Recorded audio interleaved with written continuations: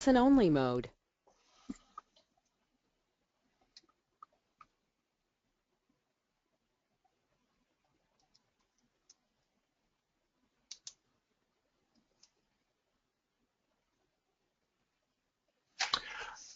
Thank you for joining us on today's webinar.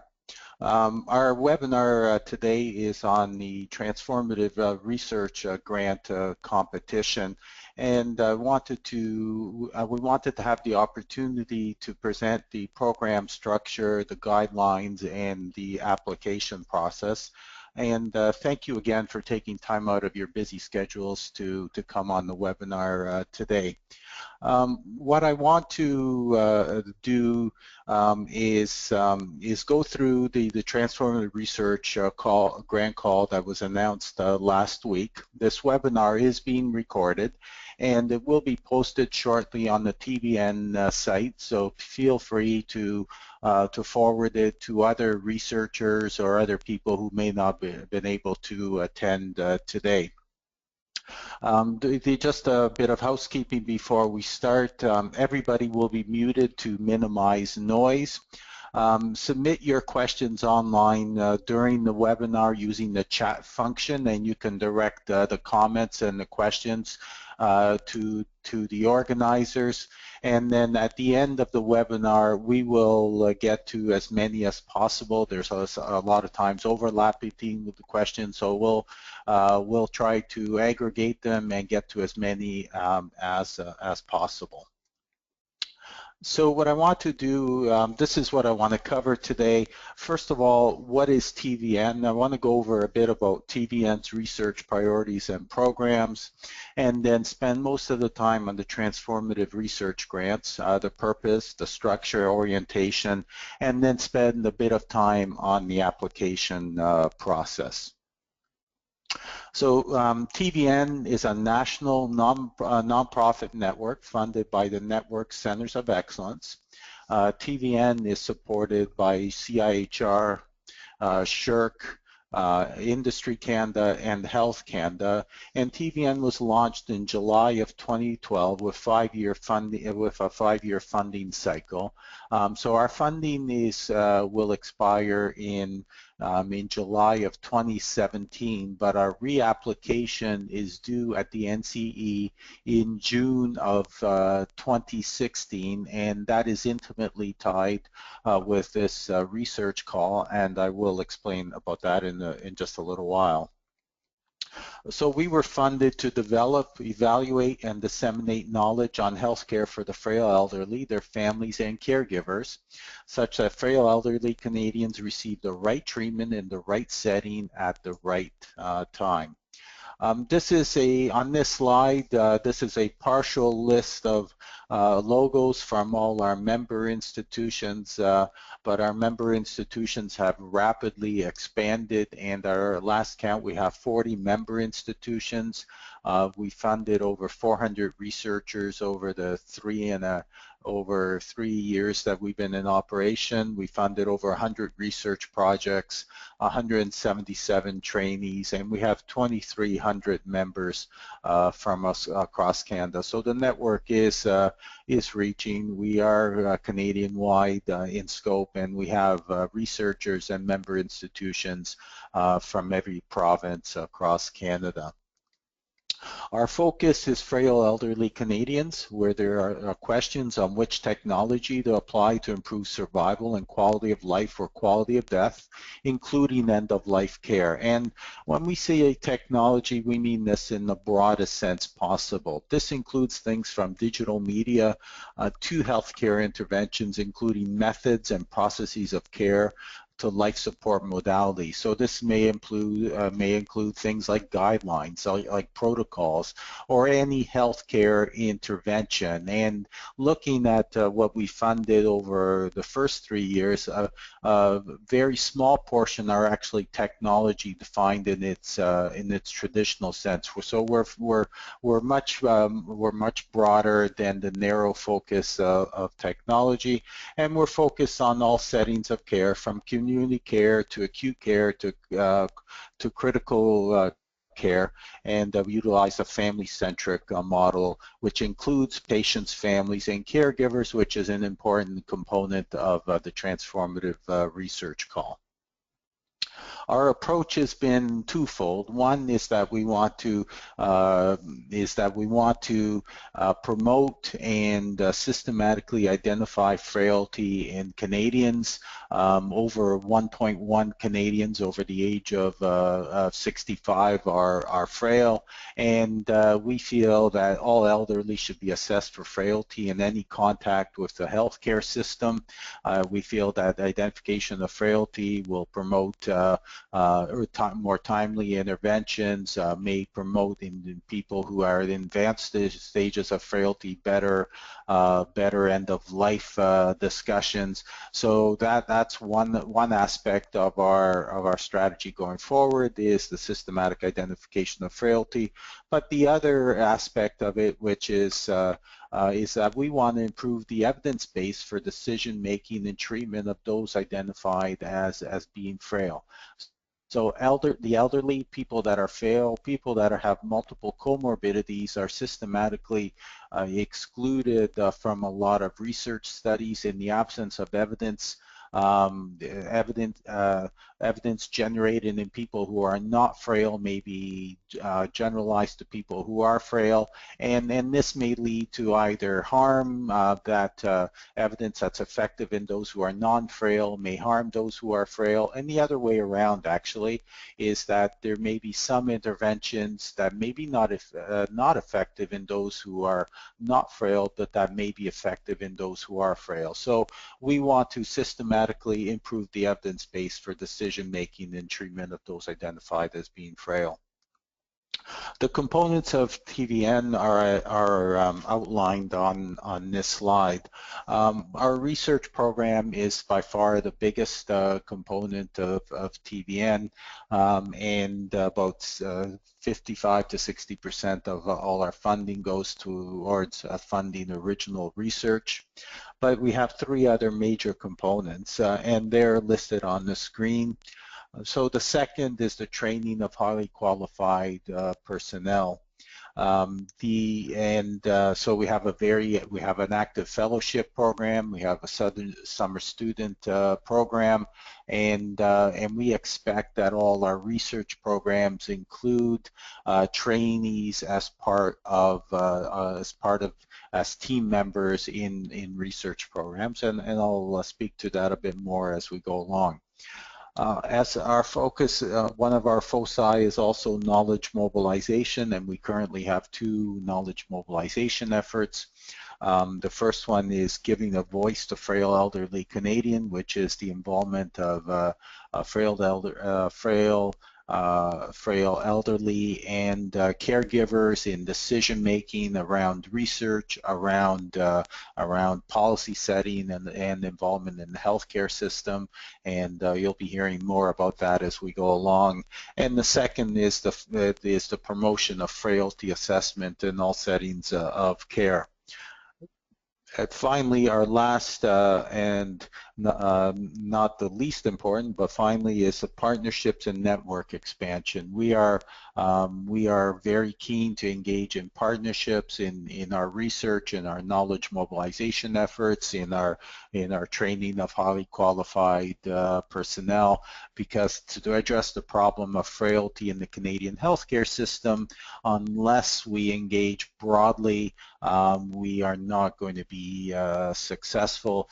Canadian healthcare tends to be fairly fragmented, and the more we bring partners together, the better our efforts will be. So this is, and when I say our research, we want to improve evidence for frailty, our research themes for the frail elderly there's four of them. So the first one is to improve end-of-life care and advanced care planning. The second is to improve acute care and critical care. We want to optimize community care and residential care and optimize transitions of care, which are all four of these are important areas where people who are elderly, people who are frail, there's increased need, there's need for increased evidence, and ultimately the goal of TVN over the life of our network, which can go out to 2027, given 3 renewals, is that we want to improve outcomes for the frail elderly, their families, and the Canadian healthcare system. We have we have 3 current research theme leads. So the first one is for improved end-of-life care and advanced care planning. Care planning is John Yu. The second is for improvement of acute critical care, and that's Paul Hebert, who's out of Montreal. And Marilyn McDonald from Dalhousie is the theme lead for optimization of transitions of care. We are going to be currently advertising for a new theme lead for optimization of community and residential care. We hope to have that advertisement out shortly, and if anybody is interested, I would encourage you to apply. We expect to advertise and close it by the end of the summer. In the past, we have had a variety of research grant programs, and they're listed on this slide in a schematic basis. So the first, we first ran our first research program in 2012, 2013. This was our core research grant. These were a few years in duration, and these are just in the process of finishing up this year. We've run several competitions for Catalyst grants, which are in the $100,000 range. These are pilot projects or to fund new innovative research, and we've run several competitions of those. We've had several knowledge syntheses competitions, and those were run in 2013, 2014, 2015. We had a health technology grant program, and those were small seed funding to develop innovative technologies in this population. And our strategic impact grant program, which we've run 2 times in 2014 and in 2015, and thank you to people that have applied for that. Our Transformative Research Grant Program is one that we're going to be talking about further. This will start before the end of our current term and go throughout most of our second term. This will start in the spring of 2016, and I will discuss the details for that in a little while. Our research project, so this is a breakdown of our research projects in progress. It's breaking down by the number of projects in the various themes. So the 2 that we've funded the most are in community residential care and acute critical care, although we funded many in both to end-of-life care, advanced care planning, and transitions of care.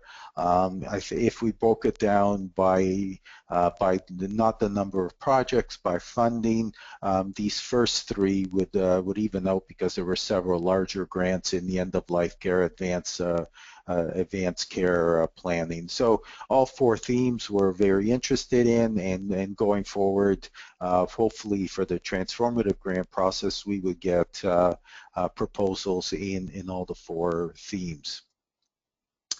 That's TVN in a nutshell, or the research programs. And now what I want to do is switch and discuss about the Transformative Research Grant Program, and that's the major, and I'm going to spend the rest of the time today discussing this grant program.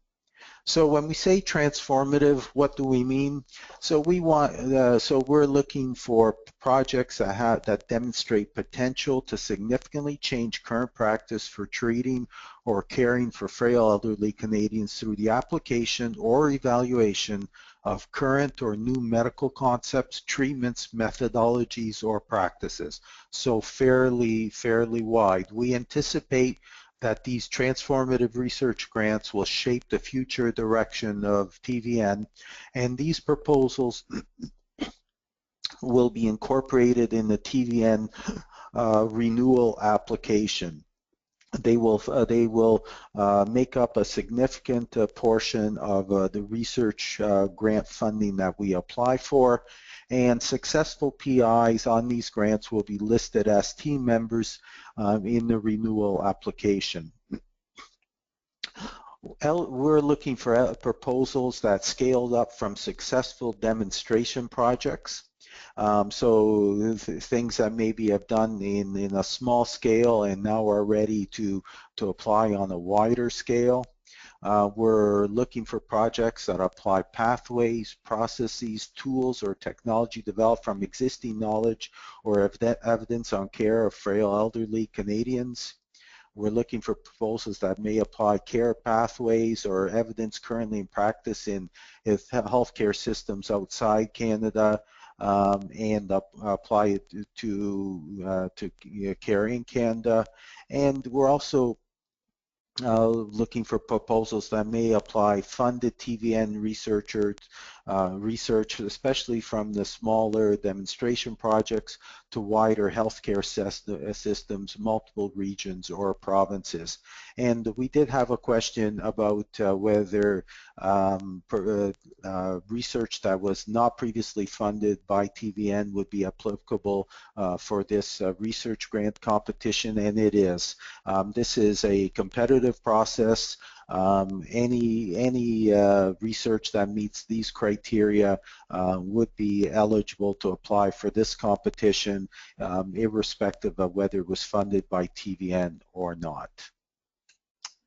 What we are not looking for in this granting competition is feasibility or strictly observational studies. And we, in our first portion, so for our first couple of years, a lot of what we funded is observational work or pilot studies or feasibility studies to lay the groundwork. But in this next cycle, and what we are going to be increasingly looking for is either is research that actually interventional research or implementation research or research that can actually change the care that frail elderly receive across wider healthcare systems.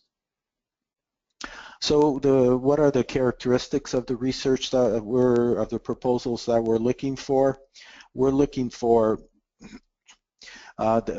proposals that come from multiple provinces, are multi-institutional, multidisciplinary, research that shows that there's collaboration across biomedical, natural, and social sciences will be at a competitive advantage. And these type of proposals should have a broad network of partnerships that increase the ability to translate research into health practice and policy, and ideally the partners would have been involved in the development of the research proposal or in an integrated knowledge translation type of model. We do expect that there's international collaborators be part of the research team or have been involved as in the development of the proposals.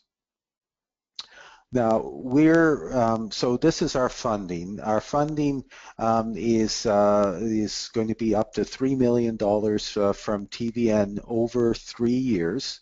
And we expect as part of these proposals that there's greater than 50% cash or in-kind as part of identified that's from NCE eligible partners. So if you actually look at the total budget, so if you request $3 million from us and have greater than 50% of the cash or in-kind from other sources, the potential total budget for these projects is over $4.5 million. And the more cash or in-kind funding that's identified as part of this, the more competitive advantage there will be. So these are fairly large grants, but given the conceptualization of what we expect them to do, I think that's reasonable. The duration of these is 3 years, as I said before, and they would start on April 1st, 2017. Now, the project funding is contingent upon TVN renewal by the NCE for its next funding cycle, which, as I said before, goes from 2017 to 2022. The successful applicants for this will be notified in the spring of 2016, and from our current funding cycle, we've identified up to $50,000 for each proposal to undertake pilot or preparatory work. So you would the notification would go out in the spring of into 2016 for the successful projects. Then we would allocate funding that could be used for the preparatory or the pilot work, such that when we were renewed in the funding would flow right on the day of renewal, and the work could start on those projects right on the day of renewal. The reason for doing this is that we do not want to be delayed and go through an evaluation process because our next funding cycle is going to be 5 years. These projects are 3 years in duration, and we want to have time at the end of these projects, allowing for some delays, to actually undertake knowledge translation efforts. Submitted projects would need to justify the need for pilot funding and identify the preparatory work that was going to be done between the time that we were identified as being successful and when the time was and the time that funding was available from the renewal. But doing it this way, we would allow a lot of the work that's necessary to get these larger scale projects to be commenced and done, and we would expect that any work that's done here would be rolled into the major grant, and this $50,000 is not part of the funding that I discussed before. So the evaluation, I'm going to spend the next period of time going through the evaluation. So first of all, each of these projects are evaluated by our scientific review committee and international reviewers. And the first element is that they're evaluated for scientific excellence and feasibility. So obviously the research questions need to be clearly defined. The knowledge or practice gaps need to be clearly defined. And each proposal must include the evaluation of one or more of these outcomes, so either patient-centered outcomes, patient or family satisfaction, or health economic outcomes, and where appropriate, we highly the inclusion of a health economist or an ethicist on the project team is strongly encouraged. The proposals must have a well-described methodology. They must demonstrate that key deliverables and measurable outcomes are achievable within the funding period. So if it's not, so it may be scientifically great, but if it's not doable in the 3 years of the funding, then we would obviously not be interested in it. And the proposals need to demonstrate the potential that the results would be recognized nationally and globally for scientific excellence. So that's the first stage of evaluating of these proposals, based on scientific excellence and feasibility done by our scientific review committee. The second step is that they're evaluated for relevance to TVN by the research management committee. And in doing the relevance, in evaluating the relevance, we look at these specific factors. So the first one is we look at the impact. So the potential to improve the treatment, care practices, and patient-centered outcomes for elderly Canadians, and the potential to have major social, economic impact on Canadian healthcare. Also, these proposals will be evaluated on the basis of the teams, the composition of the team, the expertise, previous experience in the area of research, and the qualifications of the investigators and co-applicants. And I can't stress this enough, is that team members must include patients and families, caregivers, highly qualified personnel, and knowledge user. And we want to see in the proposals that there's been the involvement of knowledge users in the development of the proposal to the extent possible. Involving the knowledge users and stakeholders in the project teams helps us disseminate the research at the end of the grant, and the team is in our evaluation rubric. These are specific elements that are evaluated, that the proposal is evaluated against. All proposals must include highly qualified personnel and or trainees, and they must be integrally involved on the project team. And we would expect that we run a modular interdisciplinary training program, so any HQP that are identified as being involved in these longer scale projects, that they participate in our training program, which I think is of benefit both to the trainee, both to the researcher, and the amount of involvement in our training program is prorated to the length of time that the trainee is identified as participating in the protocol. So who's eligible? The eligibility is based on that the applicants must be eligible to receive grant funding from CIHR, from NSERC or SHRC. They must be affiliated with a TVN member institution. If you're not affiliated with a TVN member institution, we can certainly add new member institutions as we go along, but please let us know, and we can start this process.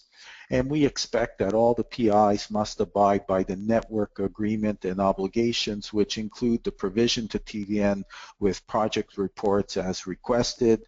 This is a key requirement of us by the NCE, and we expect this from any researcher that submits applications for this. Also, there should be, we expect that researchers participate in corporate knowledge translation arising from the proposal, such as presentation of webinars and helping us get the results of the knowledge into practice. And also, we do expect that once you're involved with TVN as a researcher on a project, that you participate in reviews and projects and proposals submitted to TVN funding opportunities as required. This is not onerous, but it's just a way that we can increase the power of the network as we go along. So the application process is as follows. It's a two-stage application process. The first, so stage one is the pre-application intent to apply, and this includes a list of applicants, a list of partners, and a project summary. This is not adjudicated. The intent to apply is used to recruit reviewers and manage conflict of interest only.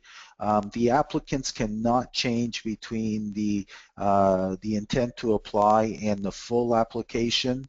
but partners may be added right up until the application deadline. We are much more focused on the applicants because of conflict of interest and review and recruiting reviewers. Also, the project summary may help us also attract additional partners to the research. So that's why we do require it. And the deadline for the intent to apply is October 1st of 2015 at 5 p.m. The full application is due December 1st at 5 p.m. and this includes project team information, including team roles, the application form, partners letters of support, the detailed budget with, and if PIs are going to receive pots of funding, or different PIs are going to receive different pots of funding, we need a justification for each PI, and this also includes CVs, the resumes for the PIs and project team members. The adjudication of these proposals will occur over the month of December and over the winter months of 2016, and notification of success will be in the spring of 2016, as I said before, and for those that are successful, that would be the time that the funding, if requested, for pilot work or preparatory work could flow. We expect that our renewal application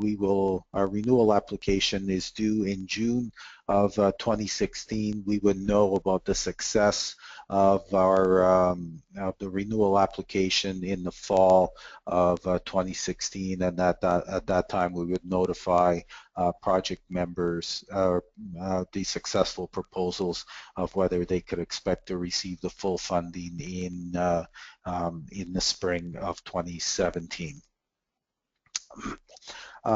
So that's a brief overview. If you have any questions, please contact Perry Kim, who's a TVN research manager, especially as time goes along, or you can always contact me. My email is scientificdirector@tvn.nce.ca, or you can call me. My number is on the screen. At the conclusion of the question and answer,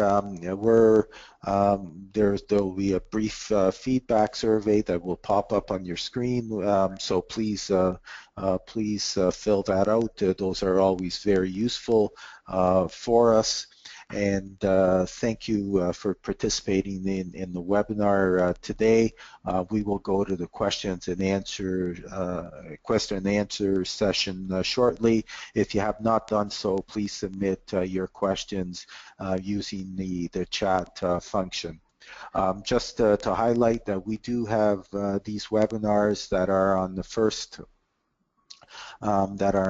Wednesday of every month. Our next webinar is on July 8th at 12 noon, given that tomorrow is a holiday, and our next webinar will be on patient and family reported experience and outcome measures for elderly acute care patients, which is a knowledge synthesis project that will be presented by Richard Sawatsky and Eric Chan, and please follow us on Twitter.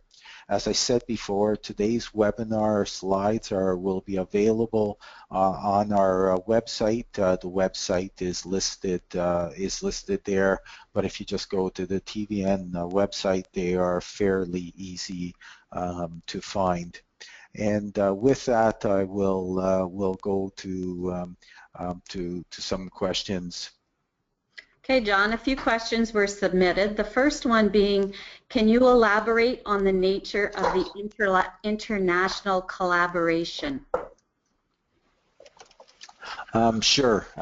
So we expect that you at least have some people that you work with or that you've consulted with or a part of your team in international areas.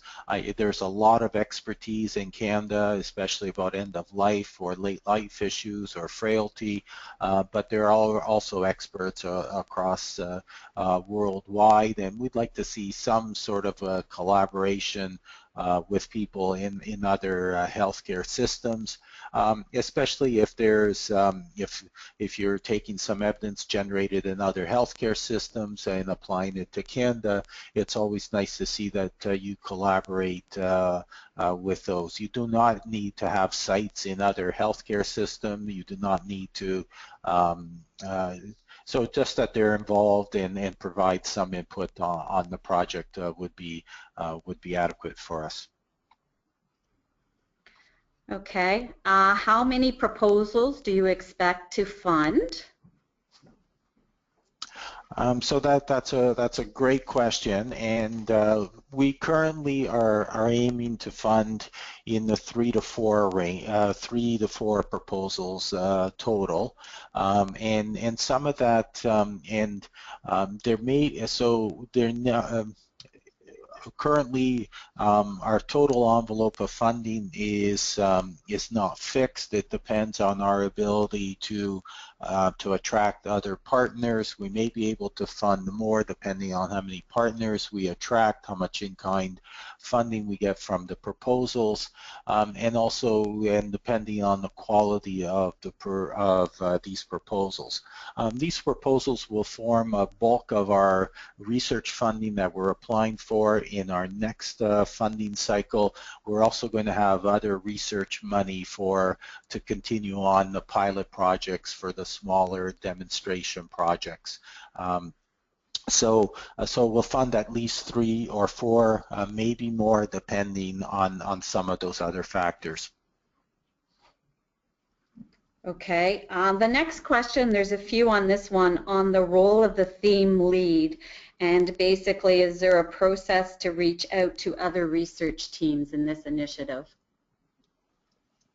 Sure. So theme leads. So the theme leads have been instrumental in advising on areas of research within the themes, and they're also coordinating to try to get people together to develop research proposals that may be applicable for this research competition. It is not but just to emphasize, this research competition is not only limited to research that comes across with collaboration with the theme leads. It's wide open. So if there's things that are that fit the criteria that maybe come from researchers that have never been previously involved with TVN, they would still be eligible. It is a competitive process at the end of the day, and we want to look at the scientifically most rigorous research and the research that has the potential to have the most impact.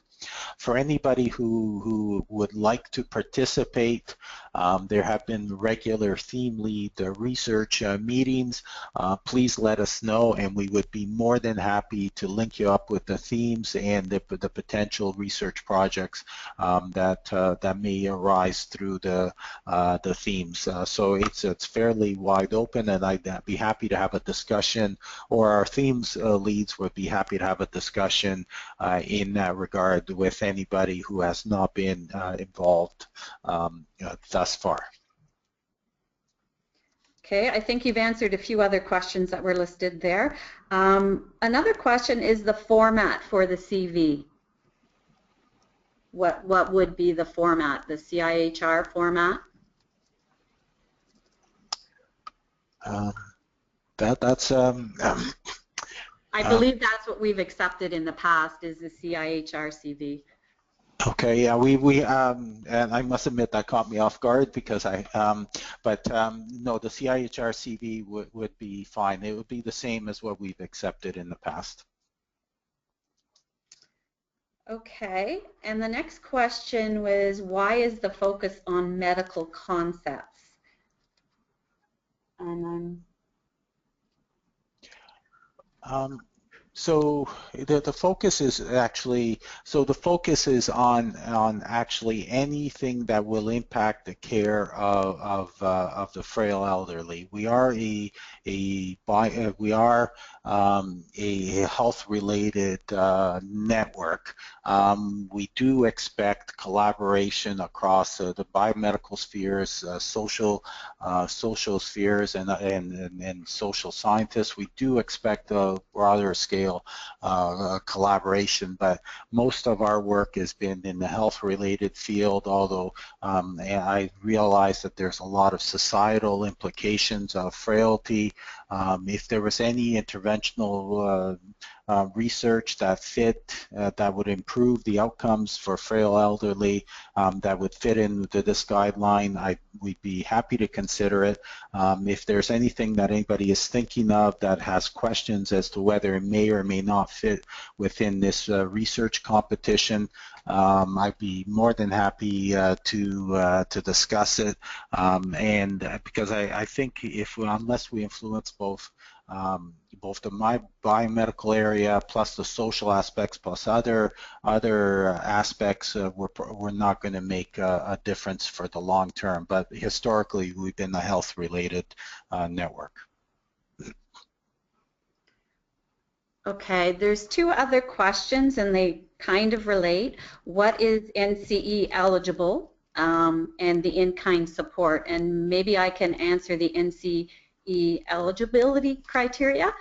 So anything that is received from Genome or other NCEs or Tri-Council or CFI or Industry Canada would not be eligible sources of cash. So basically you're looking for industry, nonprofit organizations, provincial governments would be eligible. And the second part of that is in-kind support. It could be non-academic research personnel in your project. It could be specialized lab space or meeting rooms or knowledge users. And John, I don't know if you can add anything to in-kind that you've seen that has come across in the last few projects. Yeah, so the in-kind is can be fairly broad. So for example, somebody there's a consultation, consulting work that's required, or other organizations donate either things like communications, IT support. It can be fairly broad, but this area is quite complex, and I would encourage you, if you have any questions about what is eligible, to send it our way, and certainly Carol can advise you as to whether it would meet those criteria. The reason for excluding a lot of the other funding, the national funding agencies, such as CIHR, SSHRC, or NSERC from in-kind funding, is that they fund us. So the perception is that those funding agencies want to avoid duplication. But certainly, if there's any questions, please feel free to email us, and we would be able to advise you whether it met criteria or not. And they do have a lot of information on the Tri-Council website, and as well the research offices at many universities also have a lot of advice to give on that as well if you can't reach us and you need the information quickly. I think that's all of the questions. One might just have come in a second ago. Can you tell us more about the review process? Who is adjudicating and how would the scores be assigned? Sure. Good question. So it's a two-stage review process, as I alluded to before. The first is that the scientific review committee looks at it for scientific excellence, and there's a pre-designed rubric that evaluates the various components of the research protocol. We've developed this rubric over our other funding competitions, and it's scored out of 5, the same as CIHR does. The score is normalized to 5. So that's one aspect of it. The second aspect is the feasibility aspect. So there's a separate score just for feasibility. As I said before, if it's not judged to be feasible within the 3-year timelines of this funding competition, then it's not. It may be scientifically great, but if it's not feasible within that timeline, then that is a problem. Each of these proposals will also have at least 2 or 3, and sometimes you had up to 4 international reviewers for all of them. The international reviewers bring the score back to the scientific review committee and amalgamate that score. The scores that, based on that review process, the scores that meet criteria for scientific excellence and feasibility then are referred to the RMC. So if a proposal does not have scientific excellence, is not feasible, it will not get referred on to the RMC. The RMC, or the Research Management Committee, then reviews it for fit and relevance to TVN, and that includes things like the potential impact on the frail elderly.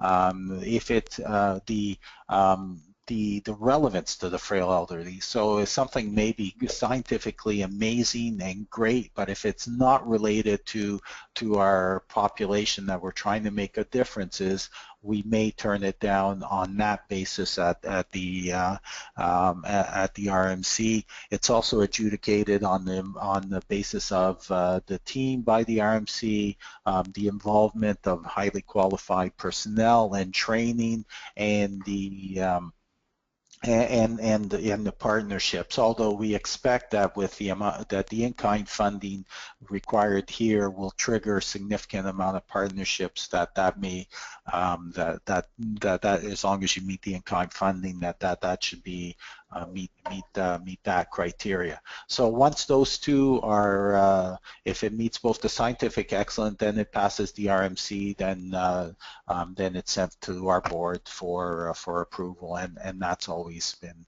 not a problem once it meets those two criteria. Okay, one of the last questions is the cash versus in-kind. Is there any percentage that we're looking for? We haven't specified any specific percent. We have not specified a percentage between cash or in kind. Obviously, the more cash there is that's brought to bear, the better it is, the more competitive it's seen. But we recognize that this is a fairly hard area of research to generate cash. So as long as it was eligible in-kind funding, or then there's no limit to the in-kind or cash. But the more cash, the better, and the more in-kind or cash contributions, the more competitive the proposal will be. Okay, John, the last question, I think you've already said this in the reviewed part of this, but a few people would like for you to review and clarify the letter of intent process. Sure, absolutely. So the letter of intent process is it's a short summary of the proposal. It just basically and also a list of the applicants and a list of the applicants and potential partners that you've identified at the time that the intent to apply is submitted. That's not adjudicated. All that does is let us know that you're applying for this and that we can arrange reviewers that are not conflicted with you in preparation for the full proposal stage. You will not be able to add co-applicants or applicants after the intent to apply is submitted, because that would change the conflicts of interest, and maybe people that we've identified to be as reviewers or that have agreed will not be able to review. But you can add more partners if you're able to identify more partners, or you need more time to identify more partners as time goes along. We don't expect that to be onerous. It's going to be short. It's just a list of partners and applicants, and just to allow us to do a lot of the preparatory work that's required, and that's due in October 1st. Then there's still going to be another 2 months for the full application to be completed and recruit more partners as needed. You maybe have been very successful and have all your partners lined up by October 1st, which is great, but there's also the additional time, and we do not adjudicate those in the letter of intent or the intents to apply. All we do is use them to do some of our administrative work. Okay, I think I have one more question, and it's probably something I can answer. The question is, individual funds, philanthropy, is that eligible? And I can say that if it's cash, it's always eligible. If it's in kind, it cannot come from an individual. It has to come through an organization, and the person signing the letter can't be the researcher. And I think that's all the questions I have for today for you, John.